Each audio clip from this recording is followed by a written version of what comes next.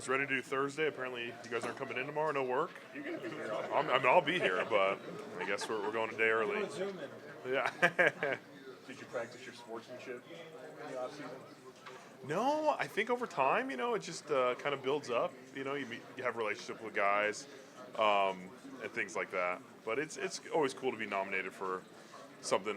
I think you play the game the right way without having to talk too much or do anything too crazy, and just kind of play the game the right way. Joel, how is the way Shador plays, deep passing, how does that re-energize the offense? Yeah, I think those big plays we saw, I think we had 3 pretty explosive pass plays, which we haven't had in a few weeks, were huge for us. Obviously, one got us way down there.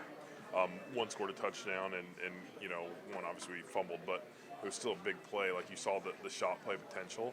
And anytime, like, as an offense, you're kind of struggling, 40, 50-yard plays are going to help the offense out. And I definitely think that was something we've been missing. So it was a big part of it, and I think it led to a couple scores for us. And you can build on that. Like, that was not a one-off. Yeah.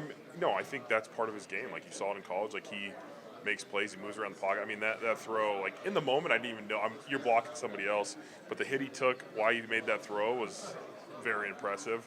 But those are the plays I think you saw flash in college that were like, all right, this guy has some potential to make those at the next level, and hopefully we can keep building on it. Joe, there were no big sack losses in the game, only one sack. That was one of the criticisms of him. How much work was put into eliminating those during the game? Yeah, I think it was talked about a lot. The coaches stressed it a lot. As an O-line, we talked about just block until we, like, you can stress whatever you want, but, like, until the ball's thrown, like, you still got to block, you still got to understand your assignment. But I think Shador did a great job of getting the ball out when he could. There was a quick passing game and scrambling to make plays, and looking downfield instead of kind of scrambling to, go backwards. And I thought all those things were huge improvements this week. And the script of the game, like, we didn't have to drop back pass as much as we've done in some of the other games. But it was great. I think he worked on it tremendously, and hopefully we continue to emphasize it and continue to protect him. One sack, he was actually moving up in the pocket. Yeah, he was climbing. He was trying to escape out the left side. So yeah, I think it was a great improvement. Joel, what about this Niners defense? I mean, I know no Bosa, no Fred Warner. Like, how good are they still even without those bigger names that you guys have obviously seen in the past? Yeah, I mean they're 8-4. I think as a team, like, they're playing. Like, I watched Monday night obviously live, then I rewatched the film, and it's just like, I think Coach Saleh has, like, just programmed them. Like, they replace guys, they plug and play them, and they just play hard. Like you said, there might not be as big of names as, obviously we have a lot of respect for Fred and Bosa, but they're playing well, and they're playing at a high level, and I'm sure they would want those guys, but I think it's a credit to their culture and the way they're coached that the guys that have come in just play hard, play the right way, are going to do their assignment, and they're still a very tough out. And what about just the fact, I think they're either at the very bottom of the league in terms of sacks or one of, like, the bottom 2. Like, I'm sure you guys still have to be alert, though. Oh, yeah. I mean, they don't pressure that much. I think they're used to, having Bosa, and they had a first-round pick that got hurt as well. I mean, those guys are they're pass rush guys, so they don't pressure a whole lot comparative to other teams. But they still run a lot of games, a lot of pressures. Even if they haven't got sacks, they've impacted the quarterback, and their coverage has been good enough where, they haven't had to have too many to, get the wins. So why has the Wildcat been affected the couple of times you guys near the goal line? Yeah, I think it gives us an extra blocker. So you have one more guy in there, and usually on the goal line, there's a, BYOB, bring your own blocker for the running back. And we get an extra guy there. And I think teams are afraid of, Q throwing the ball. They were kind of cover 1 back there, which we were expecting a cover 0 look, and they played a little cover 1, so they were respecting the passing game too. But no, we've had a few packages out of it. It's been successful. I think it just gives us an extra body in there.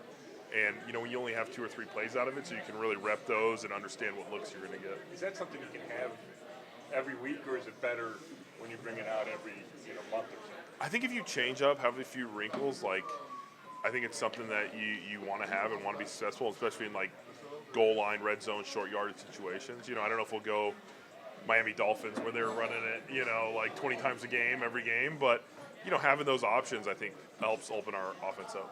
Joel, you're used to quarterback changes during the season, and it's obviously different where, like, at training camp and stuff, you have more time to sort of build chemistry with somebody. How is it different during the season, and how much more can another week of sort of work with you, or how much more can you guys kind of get connected on the same page with another week? Yeah, I think anytime you continue to work with somebody, like the continuity is going to grow.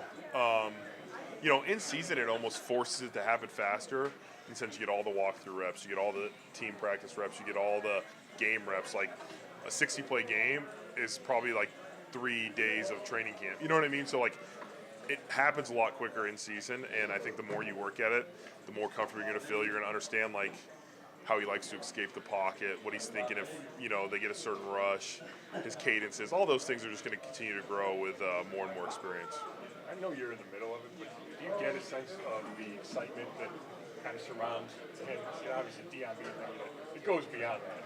Yeah, I mean, I think I kind of said something in the post game about like, obviously his dad is one of the best players ever, and he's been in the limelight his whole life, and I think people have been curious since he was in high school what he's going to do at college, where he went to school, all those things. So it's an experience that people want to be a part of, and then I think his personality, he has that a little bit of excitement that comes with it, and I think the plays he made, you win a football game, like we've been fine to win on the road, like all those things add up, and we just want to continue to grow around him and help him, as much as we can.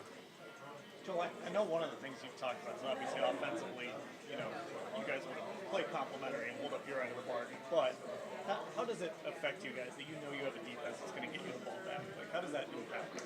Yeah, it's great. I think as a play caller, I think it has an effect there where it's like you might have to go for it in certain situations, but a game like last week, they're like, I don't think they're going to score on us 3 times. Like, our defense is going to step up and make plays there. We don't want to rely on it, but we understand like they've made plays for us all year, and they've done some amazing things. So we're focused on ourselves. I think sometimes it's okay to punt. You know what I mean? Like if you're playing the field position battle, and it's like, do we need to take a huge risk on 3rd and 15 here, or is it a way, we try draw or screen, and we're not turning the ball over, we're punting it back, and Corey's been a great punter for us. So I think all those things, have effect to playing that complementary football. Thanks, Joe. Yep. Thanks, guys.